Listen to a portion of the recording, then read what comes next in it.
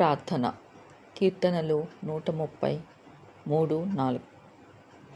యెహోవా మా దేవా, కేవలము మీ ఉచితమైన కృపచేత మాకు అనుగ్రహించిన మరొక నూతన దినమును బట్టి స్తోత్రములు. సర్వోన్నతుడా, మీరు దోషములను కనిపెట్టి విచారించిన యెడల మేము మీ ఎదుట నిలబడలేము. అయినా జనులు భయభక్తులతో ఉండాలని నీవు క్షమించే దేవుడిగా ఉన్నావు. అయ్యా, నేను పాపము లేనివాడనని చెప్పుకొని నన్ను నేను మోసపుచ్చుకొనుటలేదు. దయతో నాలో మీ సత్యమును ఉంచుము.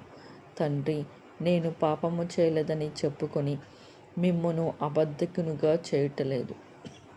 కృపలో నాలో మీ వాక్యమును ఉంచుము.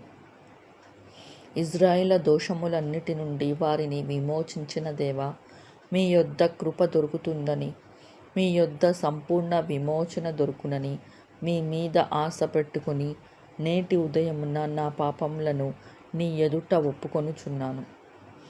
చెవియొగ్గి నా ప్రార్థన ఆలకించి నా మొర ఆలకించుము.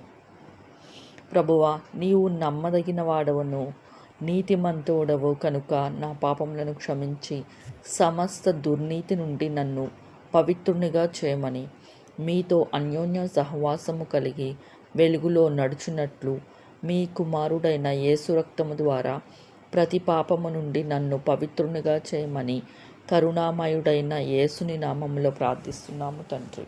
ఆమెన్.